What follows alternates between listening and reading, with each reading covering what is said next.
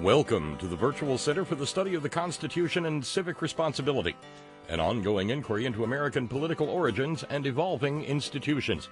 The Executive Director of the Virtual Center is Dr. Bill Obrien. He's also your host for this continuing conversation, albeit a little bit late today. Here he is now, Dr. Bill Obrien. Thank you, Bob Kincaid. Hey, Bill. Sorry, man. Hey, listen, it's not your fault. I know, believe me, if it took you 20 minutes to figure it out, it was something serious. So don't apologize at all. But at least we've got it up and running. Hallelujah. Thank you, Bob. All right. We'll do the best we can. Thank you, Bill. Okay. Thank you. And welcome to this Monday edition of the Virtual Center for Study of the Constitution and Civic Responsibility. We're beginning about 20 minutes later today because we did have some technical difficulties. I was beginning to think we weren't going to make it at all, but it sounds like from what Bob said, it's part of the frequent updates that Skype makes, and if you don't have the latest one, something doesn't work, and that's what it took a while to find out. Bob said he got the latest Skype updates, and suddenly the audio works. So that was the problem. We didn't have audio. I could hear him, but he couldn't hear me. So welcome to this program on this Monday. Today is the 22nd day of October in the year 2019, and although we're going to have an abbreviated program today, at least we're going to have a program. And let's face it, we got better than two-thirds of it. We have the time left to complete better than two-thirds of a regular program. So it's not the end of the world. Thank you for your continued support of the program and of the Head On Radio Network. And I think we all get the idea that when we're dealing with technology, everything is always iffy and unpredictable. And the blessing that I have is that Bob's on the other end. And because if I had to be responsible for the technology, we'd never get on the air. So welcome. I hope that everyone had a wonderful weekend, and I hope that everyone is looking forward to a beautiful week. At least we are here. It's going to be cool. I think we're in for another cold front, I think, this evening. Going to be up near 60 today, but tomorrow's not going to be anywhere near that, and nor is the rest of the week. But it appears for the most part to be dry. So looks like we're looking at a pretty good week. Granted, one that is beginning to feel more and more like winter, but clear nonetheless. So I appreciate your continued support of the network and of this program. And I appreciate the opportunity to just come and speak with you a couple of times a week.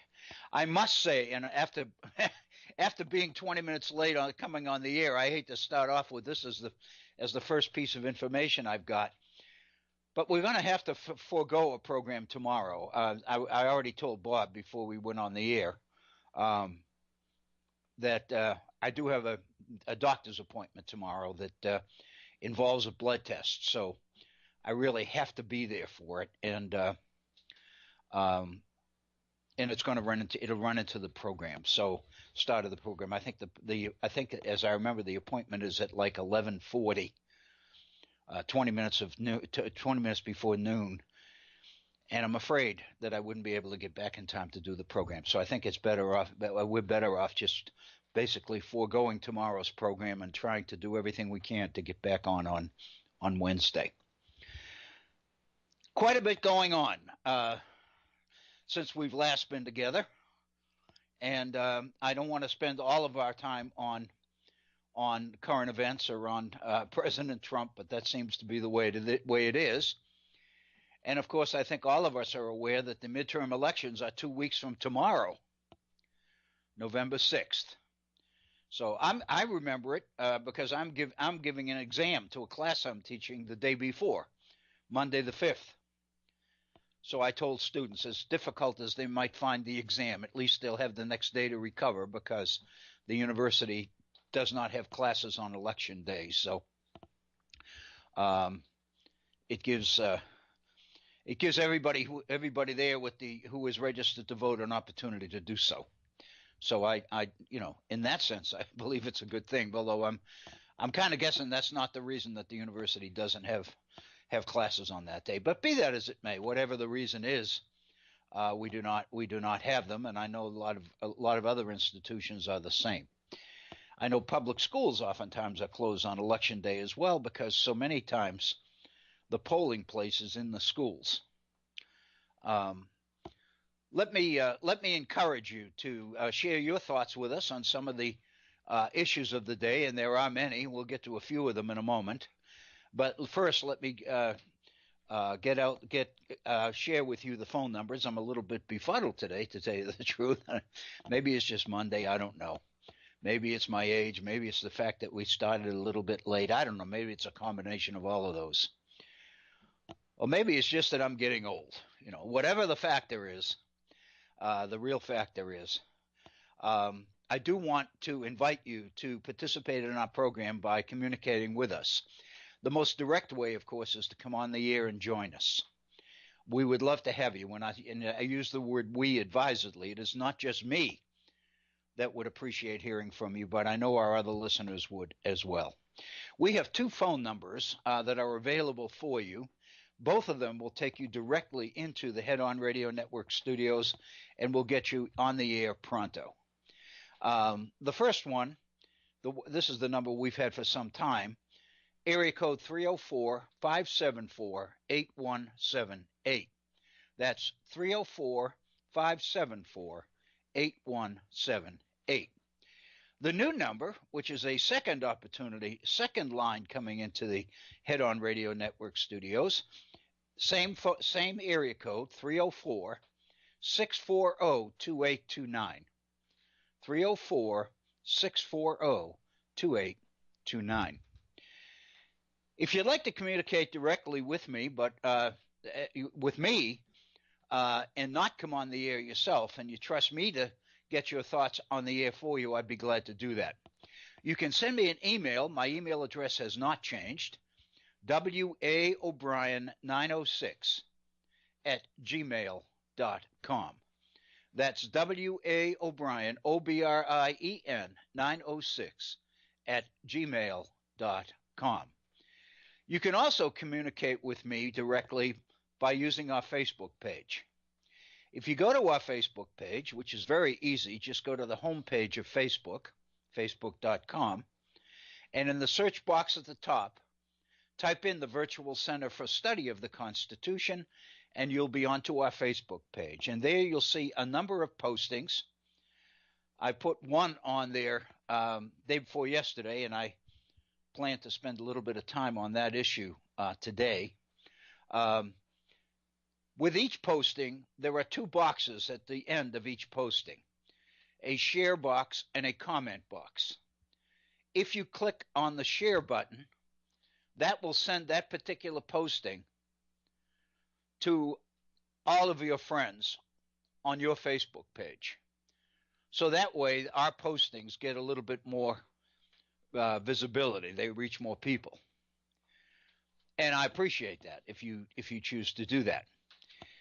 But if you hit the comment link, then it gives you an opportunity to make a comment directly to me. Presumably it would be about that particular posting, but it need not be. You can use this as a way to directly communicate with me by making your comments on whatever issue you feel that you would like to raise related to materials that we've covered on our program.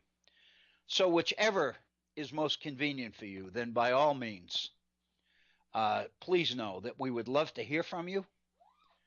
I know that what it is you would have to say would be worth hearing. If you are a regular listener of the Head On Radio Network and of this program particularly, I know that all of us would be interested in what you have to say. And again, if you trust me to say it, you'd like to communicate with me via email or on a Facebook page, by all means, I'd love to hear from you. But again, if you'd like to call in directly and come on the air and basically speak your own piece, we would love to have you. Obviously, one of the major issues besides the elections, which of course there are more and more of, the election's coming in 2 weeks, 2 weeks from tomorrow, is the ongoing mystery, if you will, or the news surrounding the apparent death, well, actually, I guess it's now confirmed death, of Jamal Khashoggi, the Washington Post reporter and resident of the state of Virginia. And again, you, I'm sure, are aware, if you've been following this at all, and it's hard not to, it's been one of the lead items on the news now for almost since it happened, which was the 2nd of October. It's hard to believe. Today is the 22nd of October. So this was almost 3 weeks ago, 20 days ago, that this has been going on. And of course, for the first week, a week and a half, the Saudi government basically claimed total ignorance of what happened to Mr. Khashoggi, and their argument was that as far as they knew, he left the embassy. And so they denied or would not verify the fact that he was dead at all. And then about a week ago, maybe a little bit longer, the Saudis began to change their tune and argued that a fist fight had broken out within the Turkish embassy, the Saudi embassy in Istanbul, Turkey. A fist fight had broken out between Mr. Khashoggi and some of the other people in the embassy. But again, no confirmation of death at first. But then that was followed with the idea that Mr. Khashoggi died during the struggle, during the fist fight, so-called. And then within the last week, the Saudi government did indeed confirm Mr. Khashoggi's death. And, you know, we've been exposed to a number of videos that show him entering the embassy. He showed up at the embassy with his fiancée. The reason he was there was to complete the paperwork to get a marriage license to get married the next day.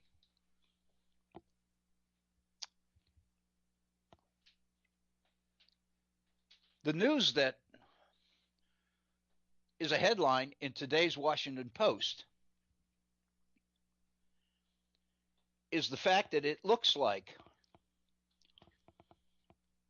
the 15 people from Saudi Arabia who showed up at the embassy on the same day, and of course the allegations have been that this is the group that was there to try to, you know, supposedly take Mr. Khashoggi prisoner and bring him back to Saudi Arabia.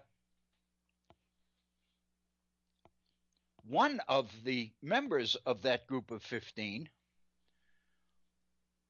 was sort of a Khashoggi lookalike. And according to the reports which come from Turkey, from Turkish sources, apparently this Khashoggi lookalike left the embassy that day in Mr. Khashoggi's clothes, his gray jacket and black trousers. Not only that, but they checked and were able to locate this guy entering the embassy wearing a plaid shirt. And he left wearing Mr. Khashoggi's clothes. And further video surveillance indicates that later he went into a men's room and came out of the men's room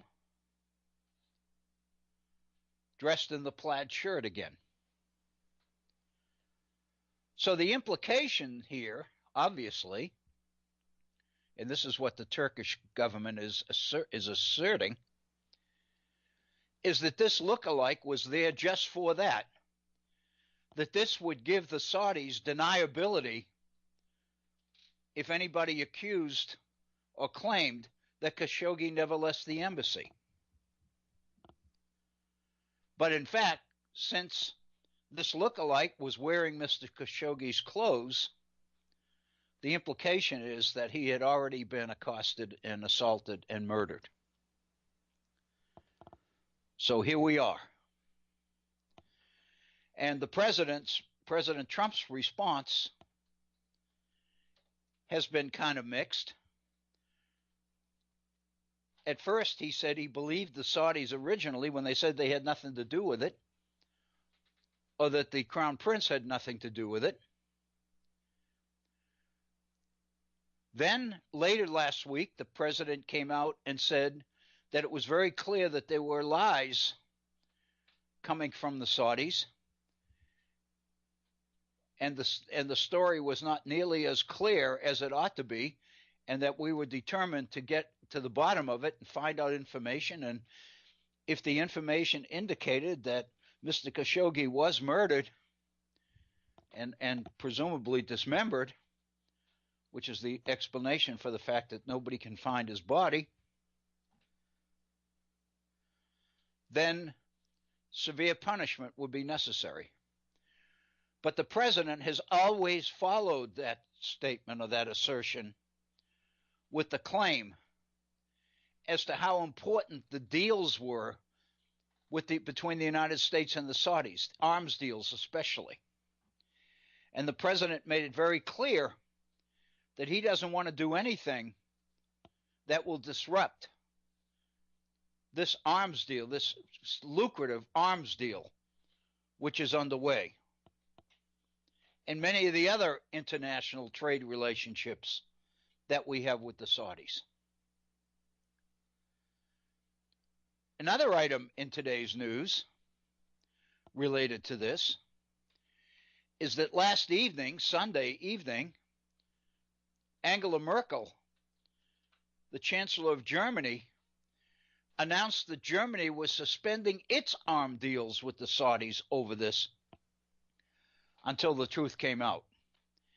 And she also encouraged Germany's allies to do the same thing.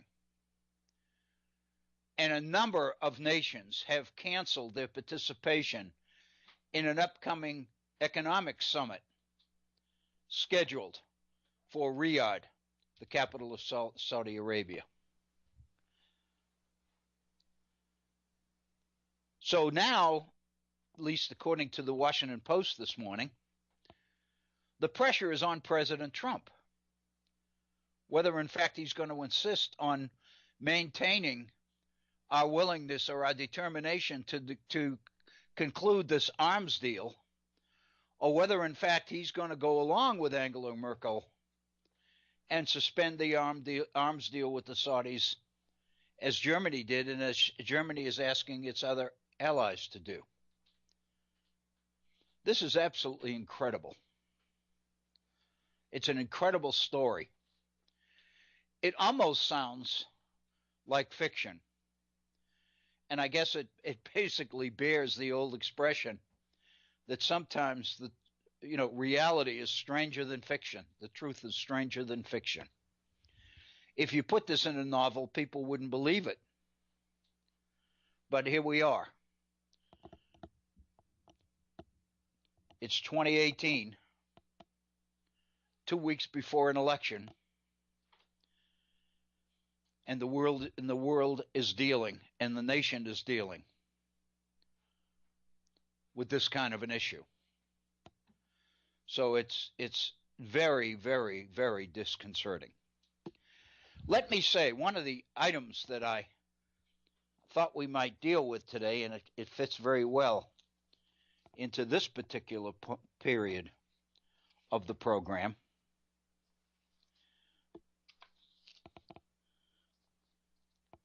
if I can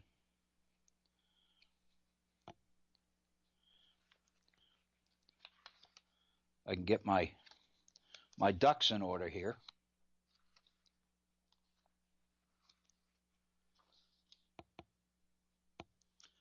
Here we go. I'm sorry. I think with 20 extra minutes to prepare today, I'd be a little bit more prepared than this, wouldn't you? This is an article that appeared a few days ago in the Washington Post. And it's a review of a book. Oh, I'm sorry, this is not the one I wanted. Talk about being unprepared on a Monday. This is extremely disturbing. It's Monday, Bill. Here it is. Hey, how are you? I'm good. This has been a strange day, let me tell you. Well, Halloween's coming. I think so. My granddaughter went to a haunted house yesterday afternoon up in Weston. Oh, yeah. Trans-Allegheny. She couldn't believe it. She said it was the scariest thing. She said, of course, I don't enjoy this stuff at all. I did a nursing stint up there, so.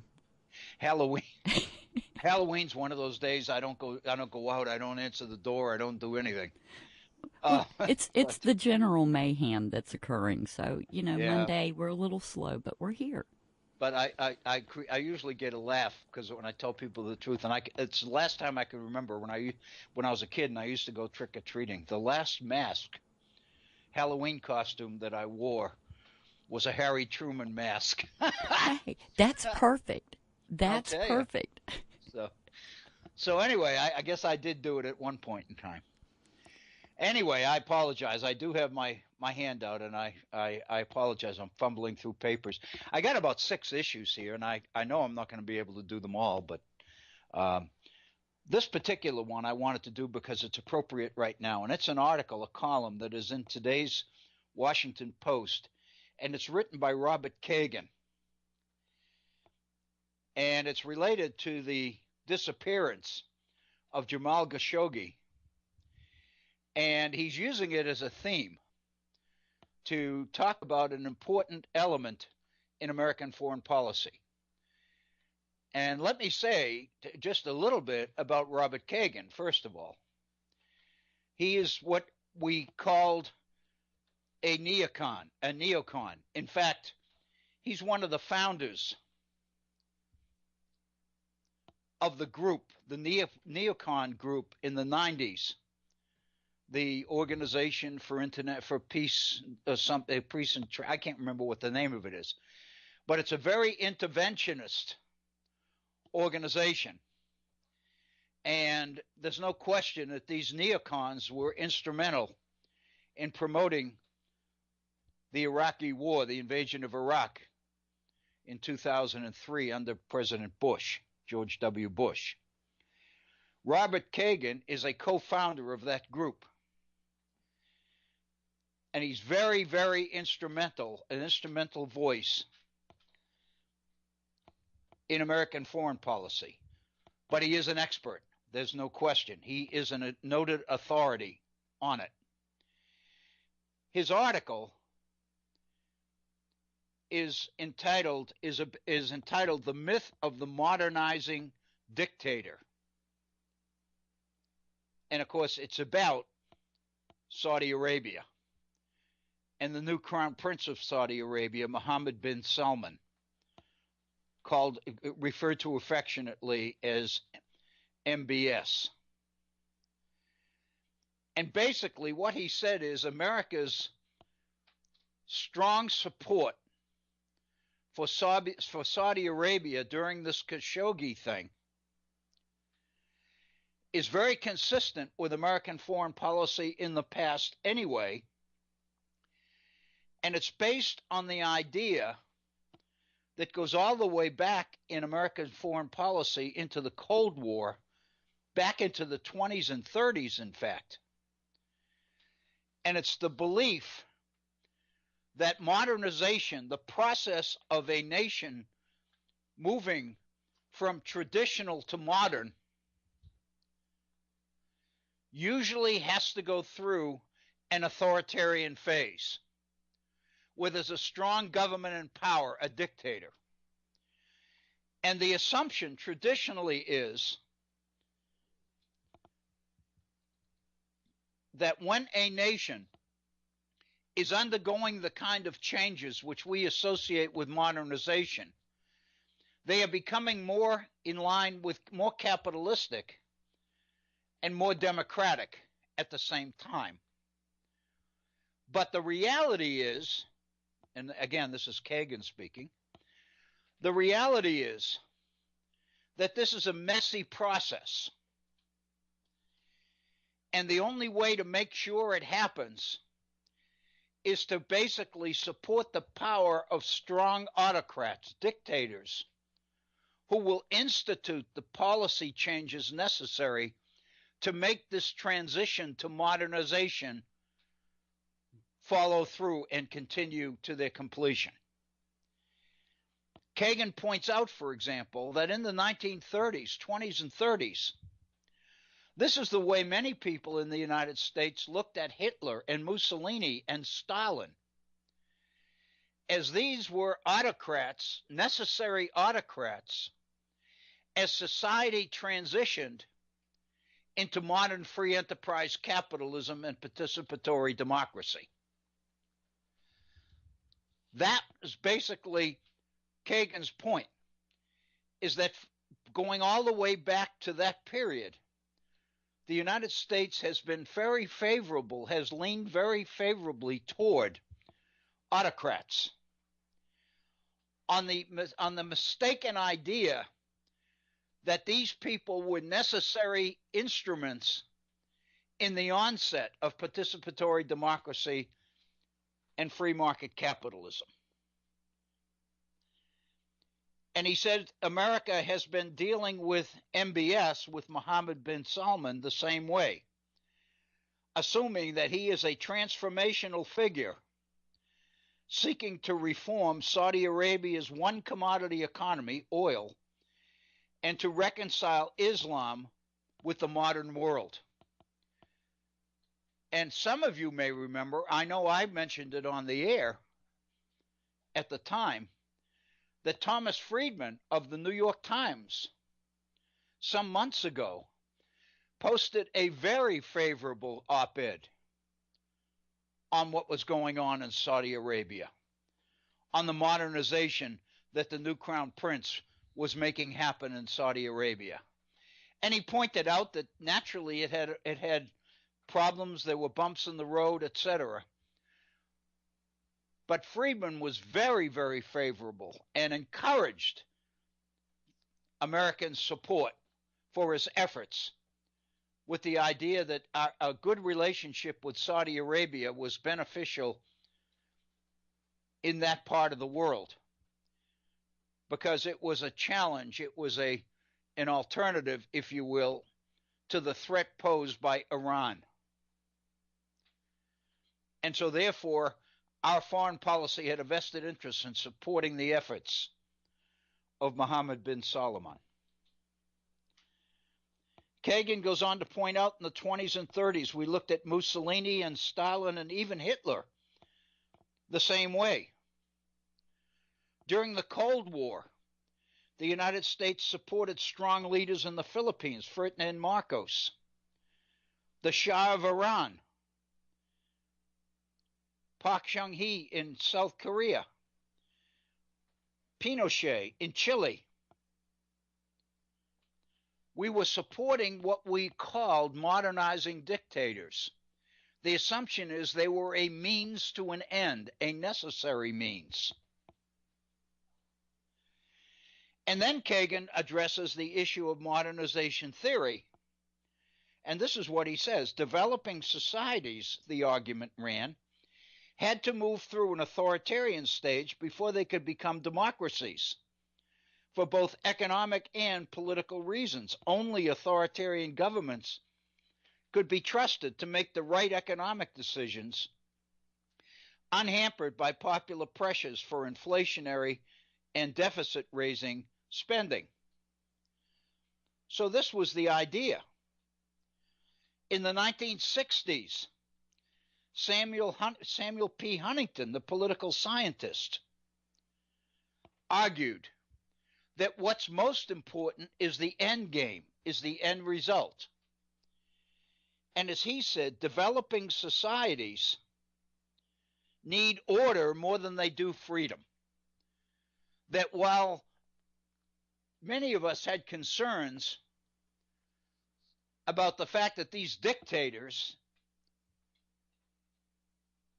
threatened individual freedom, human freedom, Huntington's point was that during this transitional phase, order is the most important factor, not individual freedom.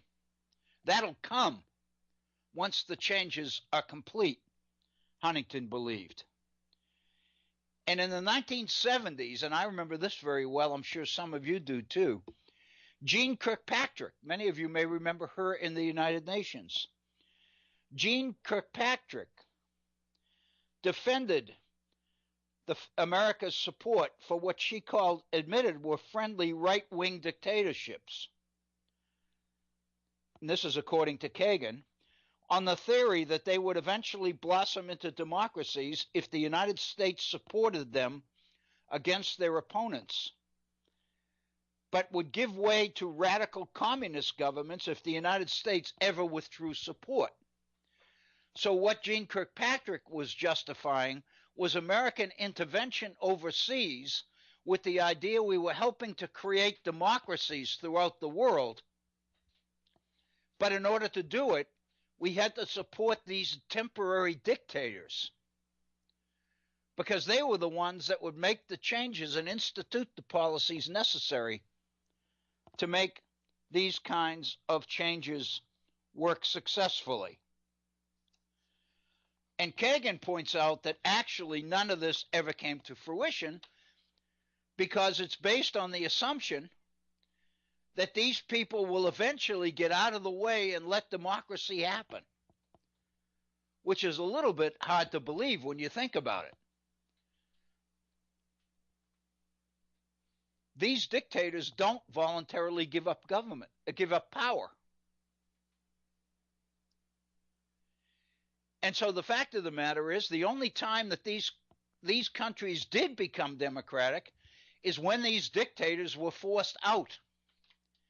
And what forced them out was a withdrawing of United States support.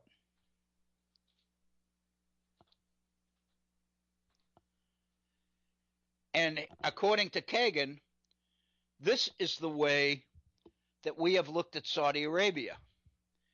And this is, at least in part, an explanation for why the United States is so hesitant to come out strongly against Saudi Arabia during this Jamal Khashoggi situation. That we really depend on Saudi Arabia in that part of the world for a number of different reasons. And of course, one of them is the economic one, which are the arms deals. But there are others. The roadblock to the power of Iran in that part of the world. And so the fact of the matter is, this is creating a very, very difficult situation for the United States, according to Kegan. And I really think that his thesis is really worth at least becoming familiar with. Because I can remember the modernization theory and the assumptions behind it very well. The other thing, of course, that I also remember, especially during the Cold War, was the fact that we were looking for allies against the Soviet Union. Not only did we want to see democracies form, we were afraid that transitioning societies would go communists and become allies of the Soviets unless we made sure they were our allies. So therefore, we were more than willing to support these dictators as they tried to seize power and to hold on to it. So our own self-interests internationally tended to cause us to do this. And our commitment to modernization, to more open democratic societies, in the minds of these people was more the means to an end than an end in itself. Another thing that I remember very well, and I did a lot of reading when I was in graduate school on materials written by Frantz Fanon, Fanon, who was a very radical commentator on the developing world, the underdeveloped world at that time, and the fact that these nations were being caught in the grips of the Cold War and being forced to take sides, and the fact that the United States in many cases was interfering in other governments and helping to overthrow governments in order to make sure that they didn't go toward the Soviets. And one of the things that Fanon used to talk about all the time, was the racist composition of some of our foreign policy decisions. Many people believed that these dictators, at least for a period, were necessary because the populations involved, being non-white, were not capable of developing free market capitalism and democracy on their own. They needed to be shown the way. They needed to be led by the hand, if you will. And so a lot of times we ended up supporting these dictators in power in countries around the world because of our racist assumptions. Also, the danger that they would go the other way during the Cold War. So there are very self-interested reasons for much of what we did. But the fact of the matter is, as Kegan points out, and this is, I think, the strength of his article, we've shown a pattern throughout our foreign policy of supporting these kinds of governments. And so it's not out of the ordinary for us to support, even in the face of the Jamal Khashoggi situation, to support the Crown Prince and support the Saudis through this. And the assumption, I think, that eventually it'll die down or something else will come up. And of course, the elections are going to come up. And I think that's important as well. One of the things that I found, this is just me talking, and I haven't written this. I was going to put a posting on Facebook about it, and I didn't. And I may end up doing it after the program, especially where we're not going to have a program tomorrow because of a medical appointment I have. That'll perhaps give me a little bit of time to put something on Facebook about it. But like everybody else, I'm concerned because our television networks are being overwhelmed with political advertisements. And here in West Virginia, of course, one of the most nationally watched elections going on is our election for United States Senator, because Joe Manchin, the Democrat, is up for re-election. And he's being challenged by the state's current Attorney General, Patrick Morrisey. And so both sides are running ad after ad. Sometimes they run back to back.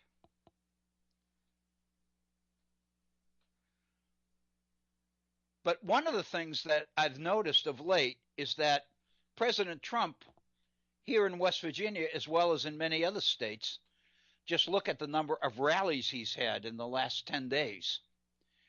And you can get the idea as to how many elections President Trump is directly trying to play a role in order to get Republicans elected at all levels.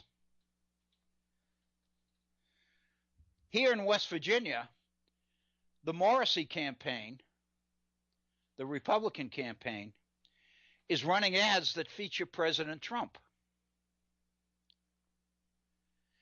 And in those ads, President Trump is saying, a vote for Patrick Morrisey is a vote for me.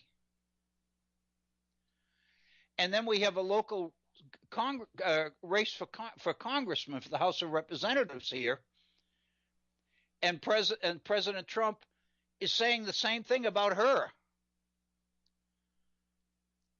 A vote for her is really a vote for me. And and I've been watching this for several weeks now, and one of the things that's really begun to bother me, mainly because nobody is calling attention to it, is what the implications of that are. I think everybody knows what they are, but few people are spelling it out, are saying it. In other words, they're not making it possible to visualize the real impact of what they're saying. Because traditionally, when we elected representatives, whether they be senators or whether they be members of Congress, members of the House of Representatives, the assumption, the rationale always was, we want to get the best people. Independents especially have consistently claimed that the reason I'm not a Democrat and the reason I'm not a registered Republican, but rather I'm a registered independent, is because I vote the man, not the office. I want somebody in there who's going to do a good job for me, for my state, for my district. And what I want to hear is the platform of the candidate, because I'm basing my decision on the person that seems most qualified and most in line with what I think is best for me and best for the state. That used to be the common denominator of candidates on both sides. And I'm using the Morrissey campaign for an example because I can put a name with it. When the Morrissey campaign pays for TV ads, which include a statement by the president that a vote for Patrick Morrissey is a vote for me, what he's basically saying is that you voters out there can rest assured that if you elect Patrick Morrissey, he's going to vote exactly the way I want him to vote. In other words, he's not going to put your interests first at all, ever. And the fact that the president is including the same statement about the other candidates, Republican candidates he's endorsing, and I presume that it's going on in the other states as well as this one, indicates the degree of tribalism, extreme partisanship that is stifling our national politics. The president is asking us to vote for a local representative and a United States senator based totally on the promise that this particular candidate will vote the party line always. Joe Manchin, and I'm using him as an example, is probably the most prominent member of the United States Senate right now, who more often than not is willing to cross the aisle and support Republican policies. Joe Manchin, for example, is the only Democrat who supported Brett Kavanaugh for the Supreme Court. The only one. Heidi Heitkamp in North Dakota is more threatened. Her re-election is more threatened than Joe Manchin's is. Yet she came out and took a stand and said she was voting against Brett Kavanaugh, in spite of the fact that it would probably seal the deal on her losing the election. Joe Manchin never did that. Most of Manchin's ads focus on his concern for the state, for West Virginia. He's making a lot of that because Morrissey, his opponent, was not born in West Virginia. In fact, Patrick Morrissey was born in New Jersey and ran for Congress in the state of New Jersey before he came to West Virginia as a candidate for Attorney General to knock off the Democratic Attorney General who was in office here for a number of years.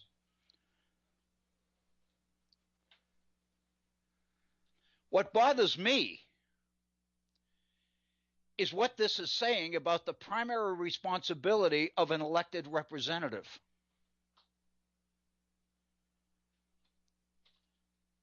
The purpose of the elected representative, and I'm going all the way back to James Madison here,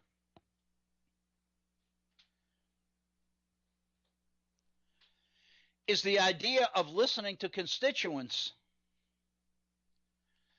making sure that constituents have input into the particular decision that the candidate is making. Now, that doesn't mean that the majority within the constituency dictates how the candidate will vote on an issue, but their input becomes clearly an important part in the candidate's decision on that particular issue. All of this is gone, at least from the perspective of President Trump and the Republicans. Morrissey is spending campaign money to pay for ads, which in effect pledge him to always support the party line in Washington, however that issue affects the citizens of the state he represents. That is incredible when you think about it from that perspective. I really believe that. I really believe that this is an absolutely incredible happening when you think about it. That these guys are pledging loyalty on issues they don't even know what they are yet. What they're saying is, whatever the issues happen to be, you tell me how to vote, and I promise you I'll vote that way. And that's the basis on which they are seeking votes from voters. The fact that President Trump won West Virginia by such a wide margin, 43%,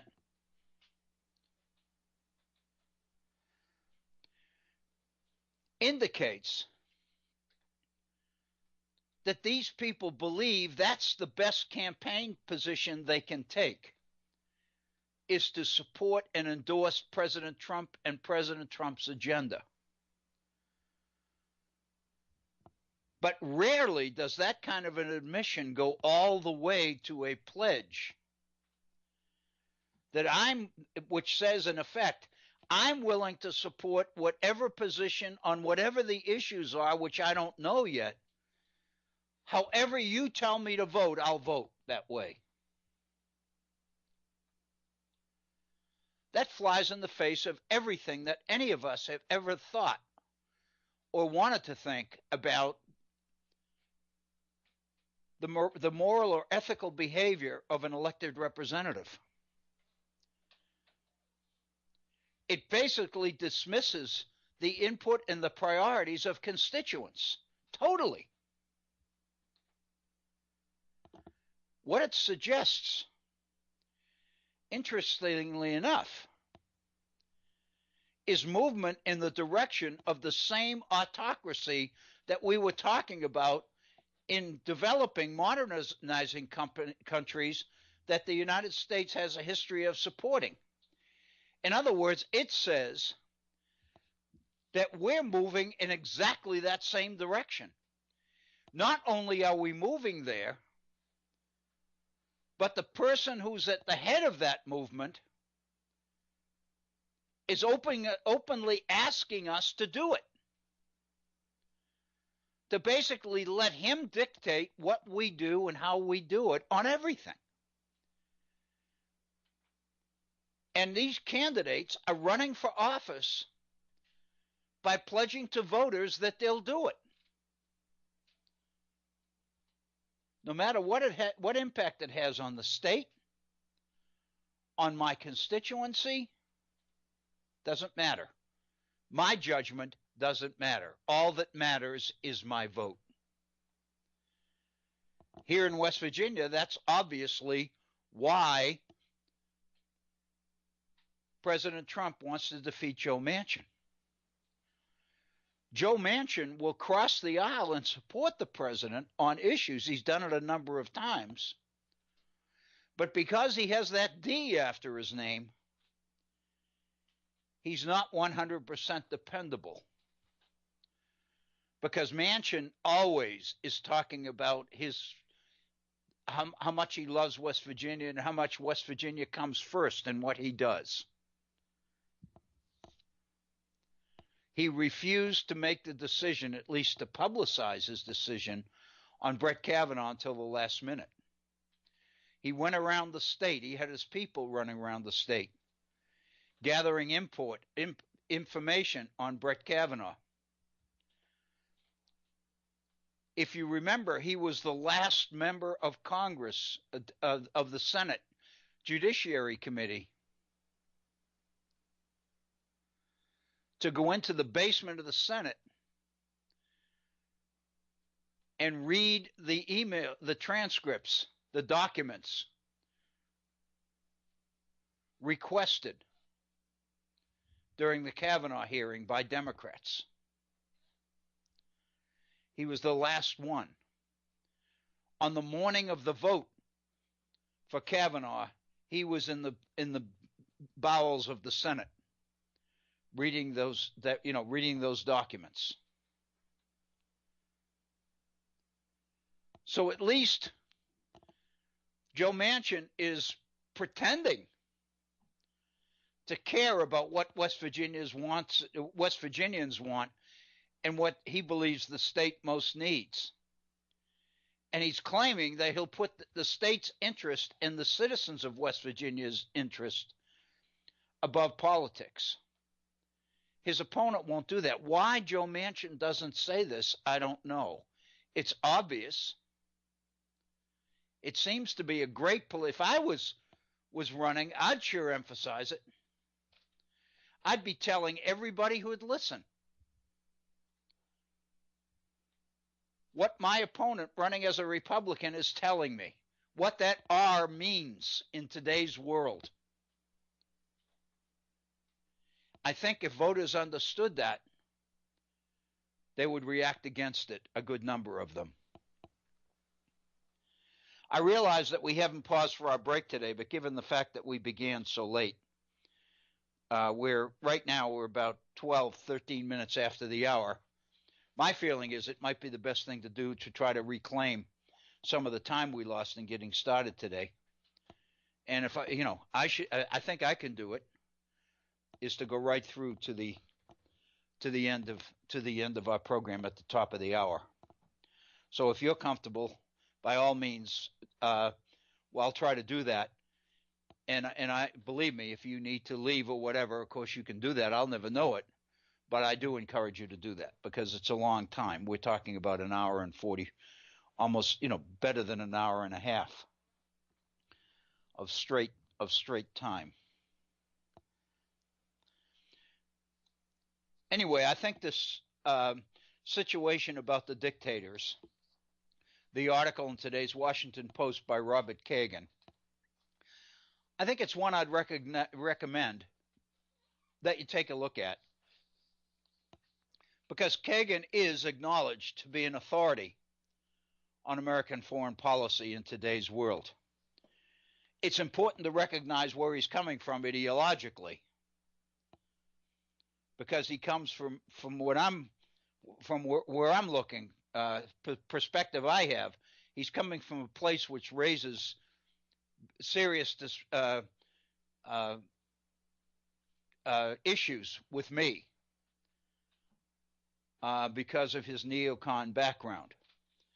But the fact of the matter is he really knows his stuff, and you can learn a lot from him. You don't have to basically fall for the argument totally to recognize the quality of what is going into some of those arguments. I'm back to thumbing through a few of my issues.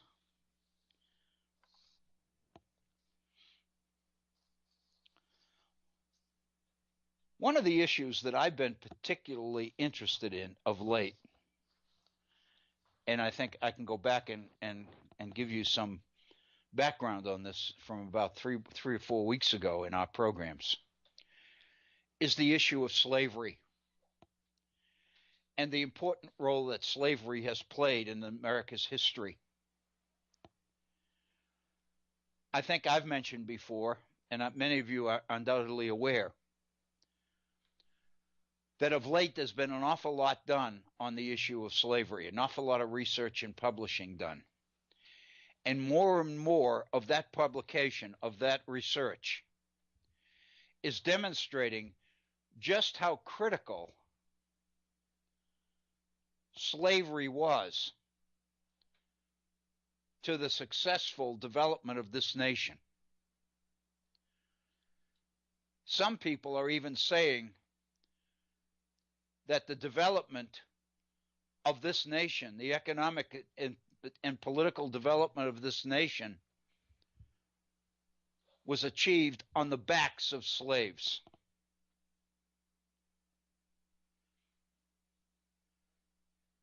And there's been quite a bit of material on that. And that's really where I think I'd like to go next.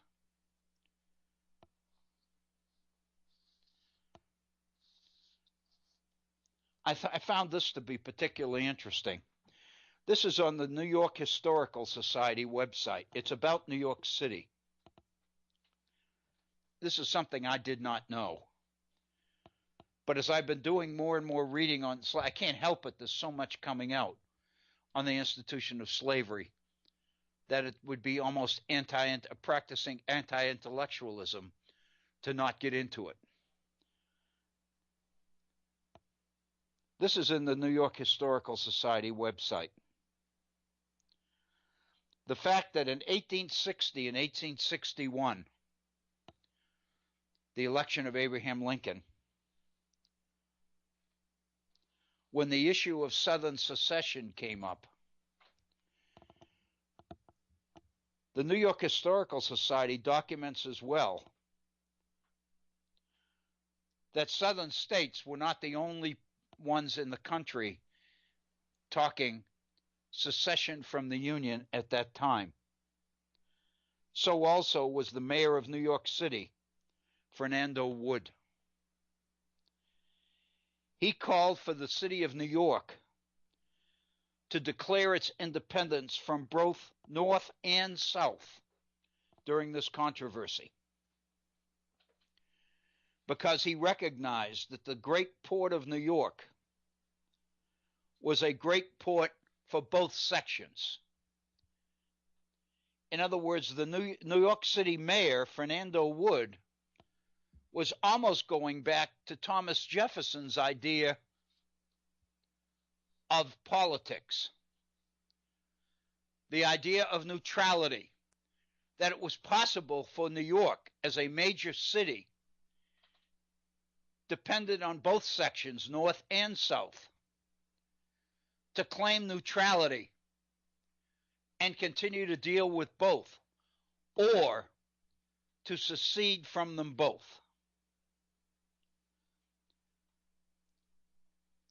The mayor made the comment that New York City was a virtual capital of the South because it had major commercial, political, and economic ties to Southern slavery, as well as being a major center for the anti-slavery movement. The fact of the matter is, there was a huge, flourishing slave market on Wall Street early on in the nation's history.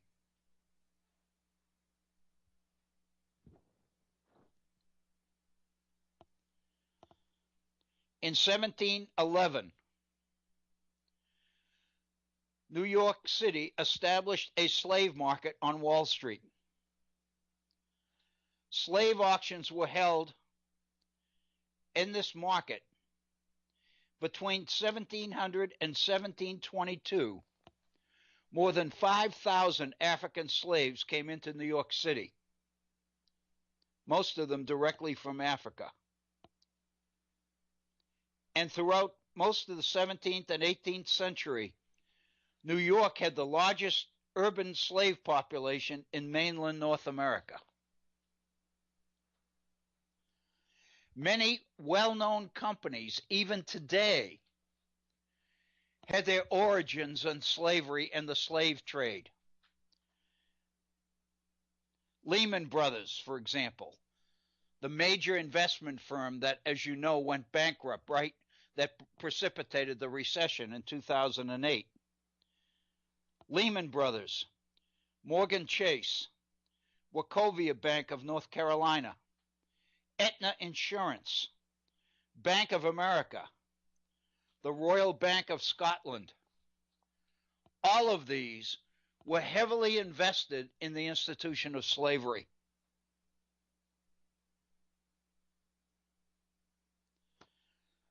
Many of these investment banks made loans to slave owners and were willing to accept slaves as collateral. And if the borrower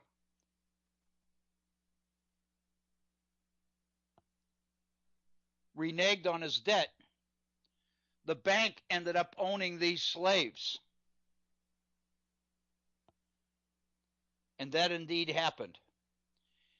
Aetna Insurance sold insurance to slave owners.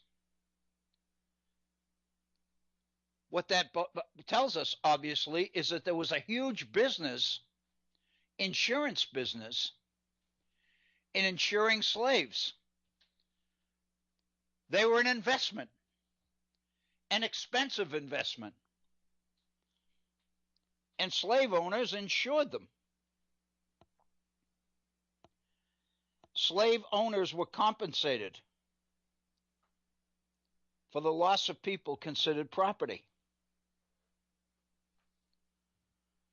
So more and more and more, we're beginning to find, and research is telling us,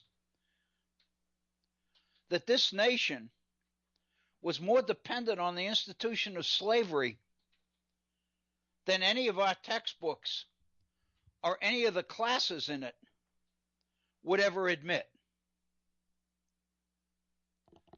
The reality is, I have to say, honestly, as a nation, we have downplayed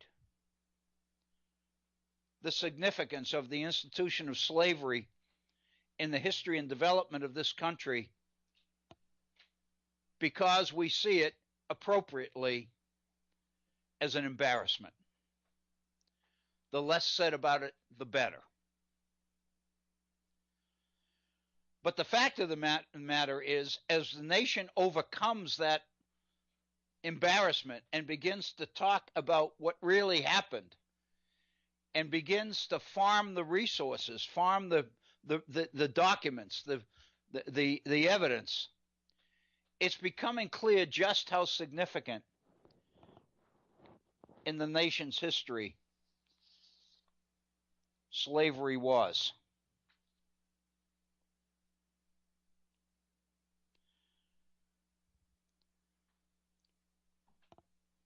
On the 18th of October,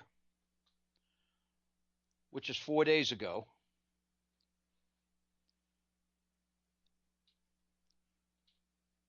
I believe this is the Washington Post, but I'm not really sure. To tell you the truth, I didn't put down the source, and I apologize. It's a review by Khalil Gibran Muhammad of a new book on slavery by Sean Wilentz. Sean Wilentz is a historian, American historian at Princeton. He's very prominent. He's published a lot. He's just come out with a book entitled No Property in Man, Slavery and Anti-Slavery at the Nation's Founding. It's published by Harvard University Press, and this is a review of that book by Khalil Gibran Muhammad. Sean Wilentz questions the nation's willingness, the founders' willingness to condone slavery. In other words, he's challenging in this book the direction that the research in slavery is taking us in. He is arguing that even though slavery played a significant part in the nation's history, in the nation's past, it is unfair to accuse the founders of condoning slavery. The most obvious justification for his argument, of course, is that the Constitution of the United States never mentions the word slavery. The Declaration of Independence doesn't mention the word slavery.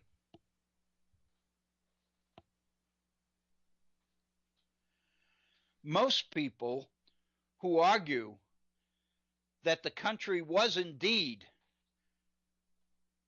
condoning slavery will point to three things in the Constitution as evidence: the Three-Fifths Compromise, the extension of the slave trade for 20 years beyond Constitution's ratification. The Constitution has a clause in it, a section in it, which says that nothing will be done to interrupt the slave trade for at least 20 years. And the Constitution also contains, in Article 1, a fugitive slave clause, which effectively puts the federal government in the role of slave catcher. The federal government, under the Constitution, commits to assist the slave owner, the slave states, in recovering runaway slaves. And the basis for that is the Constitution's commitment to the protection of property, the freedom to own property. Those three issues within the Constitution are usually cited for evidence that the founders condoned the institution of slavery, even though the Constitution never mentions the word slavery. It refers to them by referring to other specific groups and then referring to all other persons. Everybody knows that that was slavery, even though the word is not used.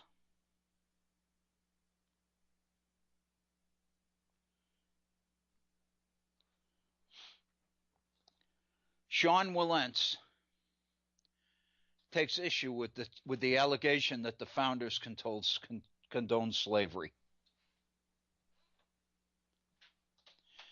In his book, which is 350 pages long, entitled No Property in Man, Slavery and Anti-Slavery at the Nation's Founding,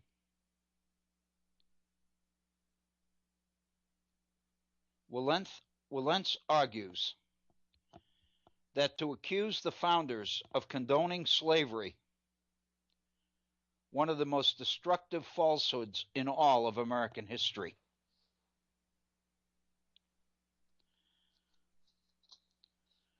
Three years ago, before he wrote this book, Wilentz made the statement that in the newspaper that it was a myth to say that the United States was founded on racial slavery.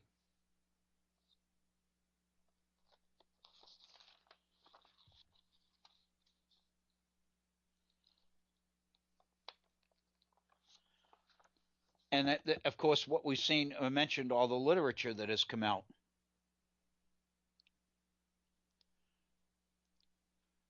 One of these books that comes out by Harvard historian Sven Beckert, in his book entitled Empire of Cotton, A Global History, Beckert makes the statement, slave plantations, not railroads, were America's first big business. A lot of people believe that the first corporations in America, the first big businesses in America, were railroad companies, railroad projects. Beckert argues that slave plantations were the first example of America's big business. Wilentz argues that because the framers did not sanction slavery as a matter of principle, for 200 years, the way they acted, the founders acted, has been slighted and misconstrued. And this is a quote from Wilentz. Although the framers agreed to compromises over slavery that blunted anti-slavery hopes and augmented the slaveholders' power, Wilentz writes, they deliberately excluded any validation of property in man. The mention of the word slave is not there in the Constitution.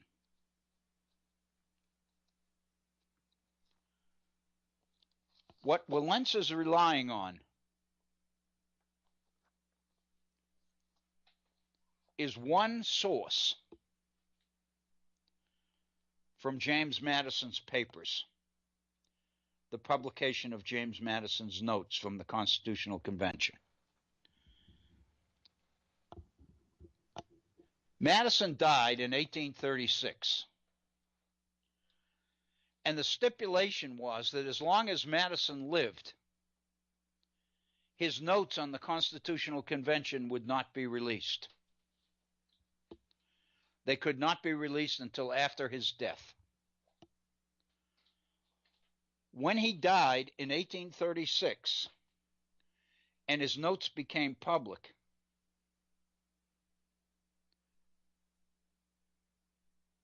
everybody was given an opportunity to investigate the degree to which the Constitutional Convention had dealt with the issue of slavery.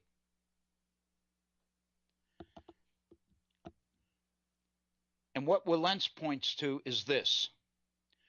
During a key debate in the Constitutional Convention over import duties in the slave trade, Madison had persuaded the framers not, quote, to admit in the Constitution the idea that there could be property in men. The reason of duties did not hold, as slaves are not like merchandise to be consumed, Madison said in his notes. This, Wilentz argues, means the framers left room for political efforts aimed at slavery's restriction and eventually its destruction, even under a constitution that safeguarded slavery. What Wilentz is arguing is that this one debate during the convention reveals that Madison himself urged the framers to not condone the idea that human beings could be merchandise, could be property. And the fact that the Constitution never does, and the fact that the Constitution never mentions the word slave, is to Wilentz evidence that the framers were not condoning slavery. They were not allowing slavery to be justified on the basis of property rights. Therefore, the framers are the ones who left open what ultimately would be the anti-slavery case that eventually would produce the Civil War amendments declaring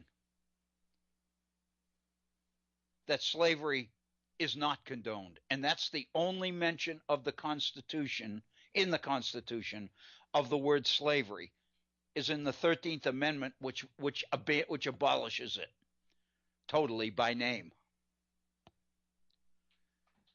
Wilentz is trying to argue in his book that this one piece of research from the Constitutional Convention validates his argument that the founders were never willing to accept slaves as property, as merchandise, and that by doing that, they left open the eventual possibility that slavery would be undone.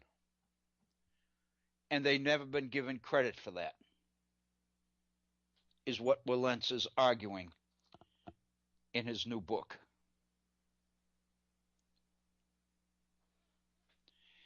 And so basically what Wilentz is saying is that we can honestly say that America's leaders did get something right when it came to slavery.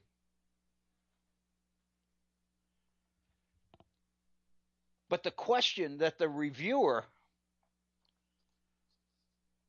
Khalil Muhammad, asks, which I think is a good one, if the framers got it right when they wrote the Constitution, why did it take so long for the rest of the nation to get it right? In other words, if the framers had left the road open for getting rid of slavery, why did it take so long? Why did it take a civil war? Why did it almost cause the breakup of the Union over that one institution? So obviously, if the framers were against the institution of slavery, they weren't clear enough about it that it had an impact on what happens afterwards. I think this is a really, really significant argument, because I think we're still living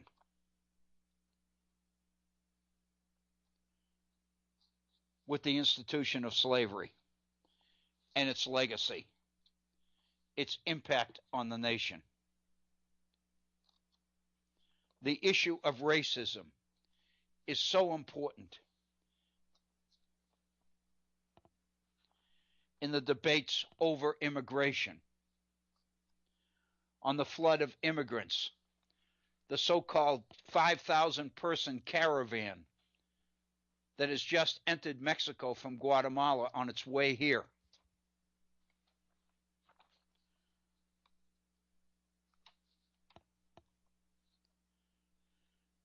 So the fact of the matter is, it appears to me, I'm just making an observation, but it appears to me here that Wilentz may be fighting very hard to prove something that he wants to be true. But while he's got a piece of evidence that suggests that it might be true, it's not enough evidence to offset the evidence being compiled on the alternative side. That corporate America rose to prominence in large part because of the profits from the institution of slavery and the trade in slaves, the insurance business in slaves, the commercial business in slaves. So again, I respect Walentz's efforts. I'm not sure from this review, and the book is, in fact, the book is not even out yet. I don't believe it comes out until the end of this month.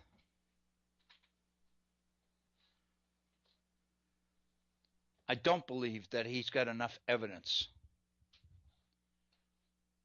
to offset the evidence on the other side.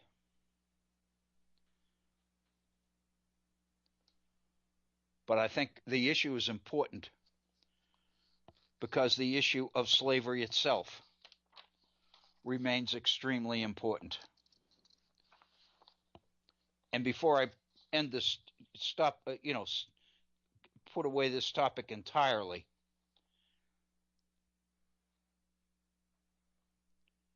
let me share with you one paragraph from this particular review, which I think is significant. The reviewer, Khalil Muhammad, says, slavery is at the heart of the nation's origin story. The core of our democratic institutions, from the presidency to the Congress to the courts, was shaped immeasurably by slavery. And yet it's one of the least understood and most distorted subjects in American history. Kanye West made the statement this spring that slavery was a choice. That slaves didn't have to be slaves. They chose to be slaves because of the security associated with it. Guaranteed them a home, guaranteed them a roof over their head, guaranteed them food, health care, all the place to live, all the rest of it. The Southern Poverty Law Center issued a report recently which said that only a bare majority of social studies teachers were willing to say that they were qualified to teach it. Think about that. That barely half of the people teaching American history believe that they were even qualified to teach it, which is kind of an admission that they don't know enough to do their chosen topic or their chosen subject justice. Educators complained about unclear state content standards and inadequate curriculum resources. So the question I have is, what makes state content standards unclear? Why are these state standards so ambiguous and unclear about the institution of slavery specifically? Obviously, the answer is because they don't want students to believe that slavery was anywhere near as important in the nation's history as apparently it was.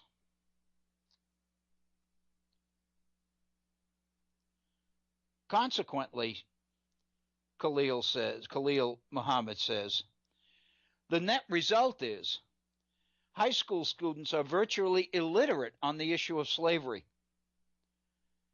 And this has had severe consequences in our national life ever since. Throughout our history, we've been unwilling to own up to and be honest about the degree to which racism played a significant role in our nation's history. The fact of the matter is, it's always there, it's always beneath the surface. It's in the middle of the debates about monuments, about the Civil War monuments, removing them. The issues associated with what the media is calling white nationalism. Athletes taking a knee at NFL games. Colin Kaepernick. The election of Donald Trump. the role of the police in African American neighborhoods, separation of immigrant families, wealth disparities being more extreme among racial minorities, and on and on and on.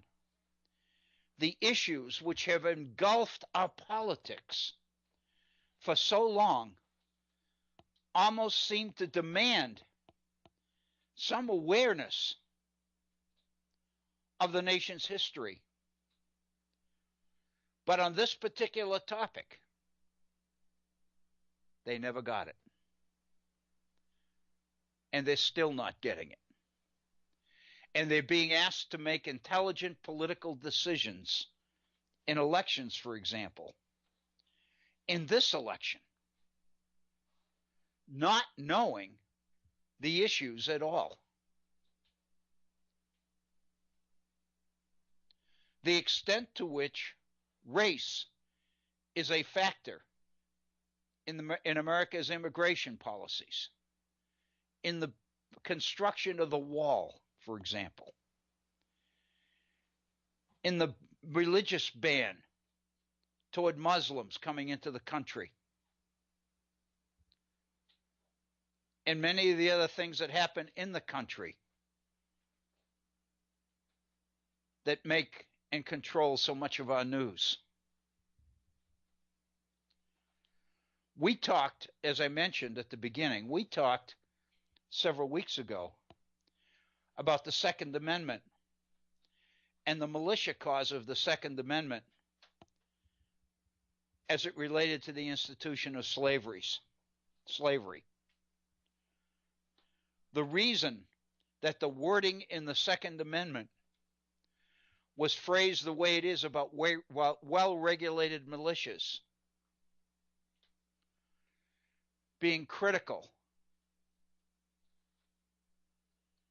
in the protection and preservation of the state, of a state. You'll recall that Madison's initial draft of the Second Amendment talked about the United States. But the final version changed United States to states. The implication was the role of militias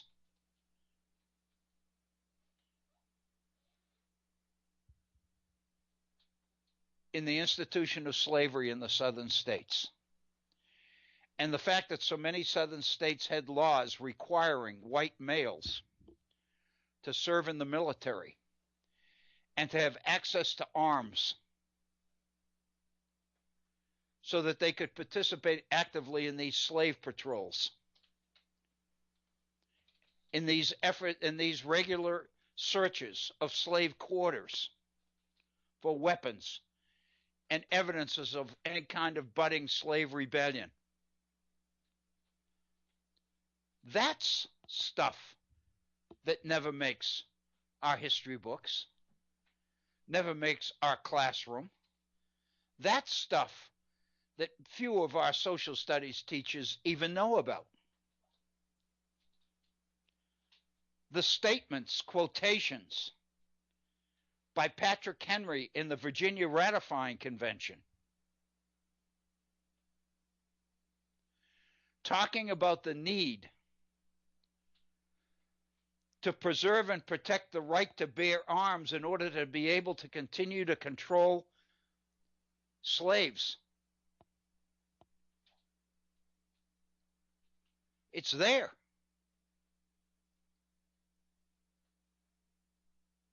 I think what we're talking about here is a real issue.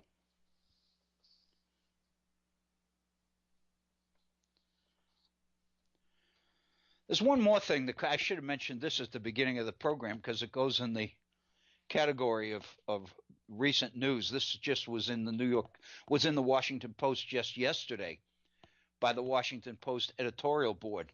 It's really interesting. Most of what I've dealt with today has been of the Washington Post. Usually it's the New York Times, but I seem to find these particular pieces in the Washington Post the last few days particularly relevant to some of the issues that we deal with here on the Virtual Center. This particular editorial in the Washington Post was in yesterday's Post, and it talks about the issue of health care, and more specifically, the relationship of health care to the upcoming midterm elections in 2 weeks, and the extent to which in local races around the country, Democratic candidates, are pushing the health care issue because all the surveys indicate that health care on the minds of many people is the number one issue. And what really bothers people about health care is not only the rising costs of health care, but the issue that's getting all the attention now is covering people with pre-existing conditions. That was one of the features of the Affordable Care Act, of so-called Obamacare, that most people liked. The fact that it was coverage for people with pre-existing conditions. And the number of political ads we're hearing and seeing cut about people who were having cancer treatments and things and couldn't get insurance, couldn't change jobs because they couldn't risk losing their insurance because they were being treated for diabetes or cancer or something like that. And they couldn't afford to leave their employer for a different employer because if they lost their health care, they'd never get it back because they have a pre-existing condition.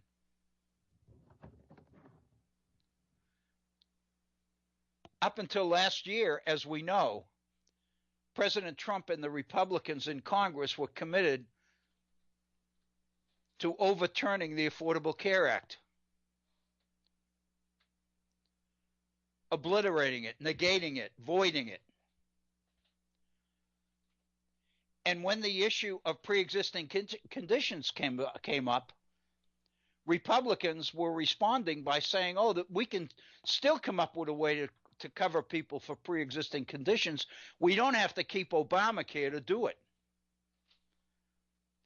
But those other ways have never surfaced. Nobody's ever come up with an example of what those other ways are. So the most recent damage that Republicans did to the Affordable Care Act is to eliminate the mandate, which made coverage of people with pre-existing conditions possible. And briefly, and I think everybody's familiar with this, but I'll kind of try to explain it anyway. According to the way the Affordable Care Act was written, everybody had to carry health care. And you were penalized if you didn't have any.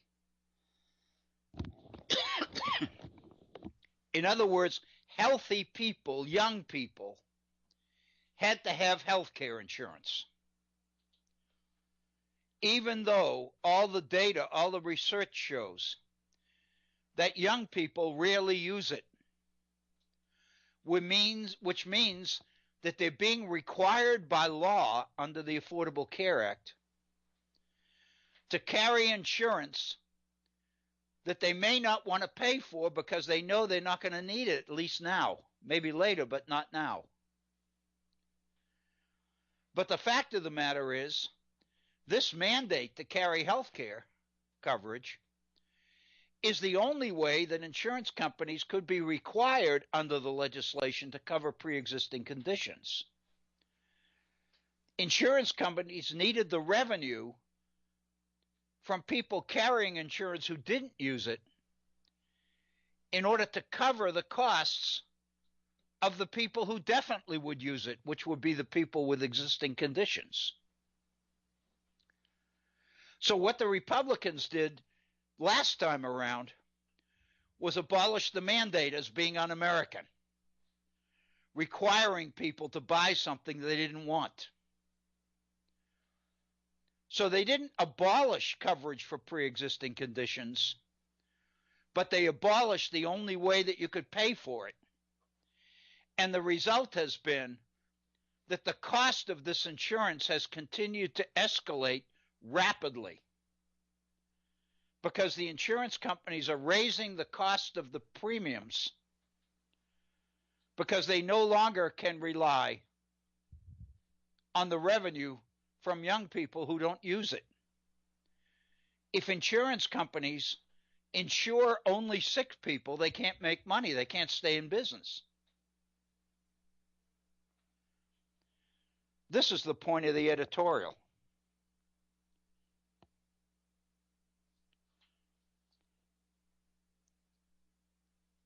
The fact that Republicans are now beginning to endorse coverage for pre-existing conditions because they're so vulnerable to attack by Democrats for being the party that wanted to destroy the Affordable Care Act and destroy this kind of coverage.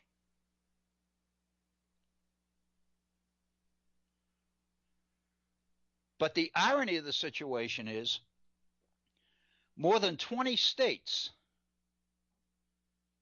have seen Republican attorneys general, and our Republican attorney general here in West Virginia, who's running for the United States Senate now, Patrick Morrisey, is one of these attorney generals that's a participant in these suits.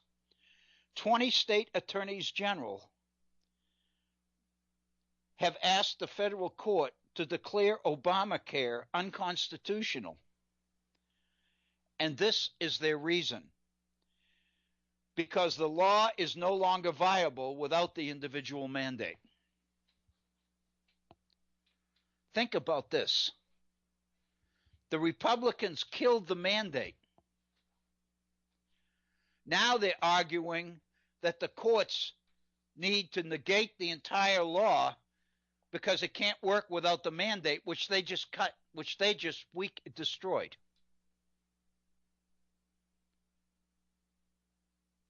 It's unbelievable, but it's real. So Republican candidates are now denying that they're opposed to abolishing coverage for pre-existing conditions. And they're saying that we will come up with something. But 20 states out of the 50 are involved in a lawsuit to abolish the entire Affordable Care Act as unconstitutional because it doesn't have the mandates any longer. They killed it. So their argument is that Obamacare can't work.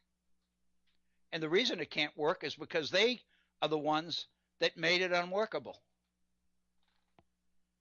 Unbelievable. Unbelievable. But I think we've reached the top of our program. As I look at my time on the computer, it says 2:59 Eastern Time. So that means we're within our last minute of broadcast time. So I don't think it would be wise to get into anything else. Before I thank you, let me first remind you that we will not be doing a live program here in the Virtual Center tomorrow, as I mentioned at the beginning. I'm sure Bob and Agnes will have a former program in its place. And then we'll be back together live on Wednesday, hopefully. So again, thank you so very, very much for your continued support of this program, of the Head On Radio Network, and the efforts of Bob and Agnes and the rest. Thank you so very, very much. I hope you have a wonderful day today, evening, and a wonderful day tomorrow. And everything works out well. We'll be back together again at our regular time on Wednesday. For the Virtual Center, this is Bill Obrien. Thank you so very, very much.